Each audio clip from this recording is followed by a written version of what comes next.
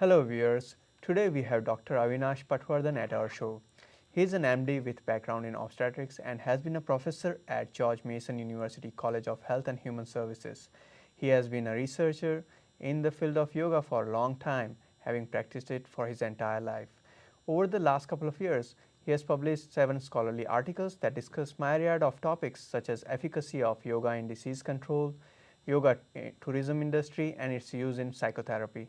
Welcome Dr. Avinash Patwardhan. We are honored to have you on AWN today. Thank you very much, Amit. It's my pleasure to be here. So tell us a little bit about your recent publications and your journey of writing these scholarly articles. I had been into the field of yoga for a very long time, maybe for more than half a century. But these 7 papers that I wrote recently in 2016, they were mainly focused around the theme of yoga and its connection to public health. Because mostly yoga currently is seen as a modality for individual health, where it's about a single person's health. But these papers were written primarily for application of yoga for a larger population. So that was the main theme of those papers. And as a part of that theme, I wrote 7 papers.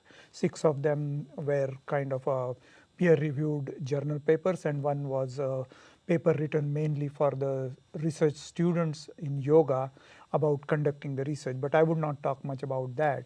So these papers were primarily, one paper showed actual the prevalence of yoga in the United States between 2002 and 12, where I showed that actually the use of medicalized yoga is declining in the United States, and the referrals by the providers like MDs or clinicians has actually gone down. And I tried to critique why the phenomenon is happening.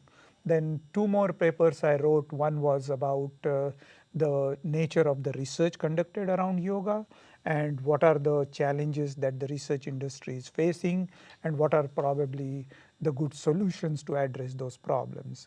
Then one more paper I wrote was connected to the policy regarding yoga, like what the insurances should do, what the regulators should do, and how the autonomous organizations like Yoga Alliance and International Association of Yoga Therapists, they should orient their policies in the practice of yoga.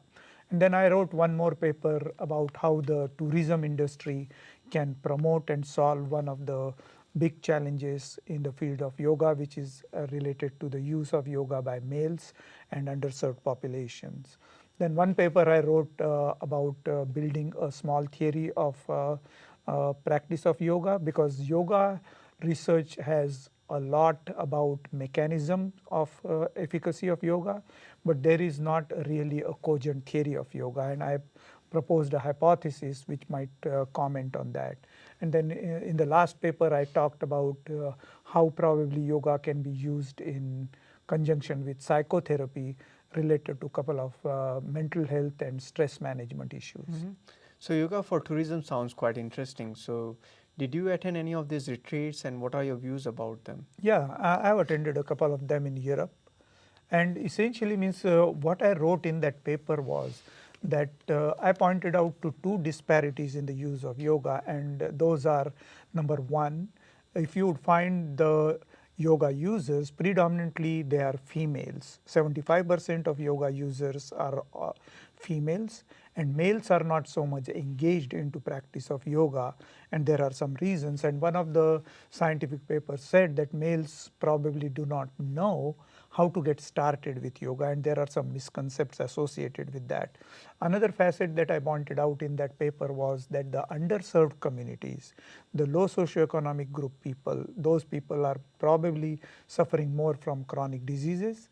They are not engaged. So I propose that yoga tourism industry should create a pull mechanism by which already those females who are attending yoga tourism, they should actually be provided incentives to rope in their male partners, so that that would be a kind of a segue to induce males to practice yoga. And then in Europe it is very common, the concept of social tourism, where the non-profit organizations and governments actually sponsor the tourism for underserved and low socioeconomic group populations.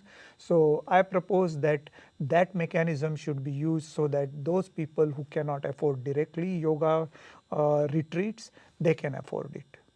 And how do you propose yoga could be used for psychotherapy? Well, yoga and psychotherapy is, in a way, it's a good match because both address the meditation and mental health part of the equation.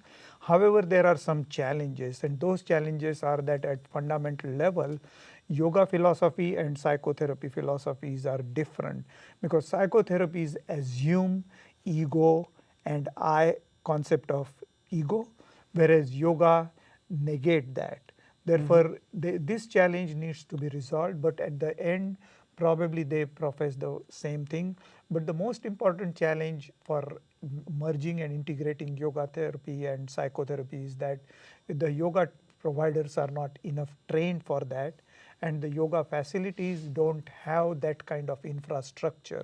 And if they can work around that, then probably these two modalities can be merged. That And sounds pretty interesting. So we have seen that a lot of people go to these retreats to feel good, and then basically, in future it might be that they might be uh, use a yoga vacation instead of going to a psychotherapist. So it's a pretty interesting research. Our viewers may like to get in touch with you. So how can they contact you? well, I have my website www.aviyoga.com, and there is an email which they can use to get in touch with me. Great. Thank you so much for coming to our studio, and thank you viewers for watching our show. Now back to the news desk.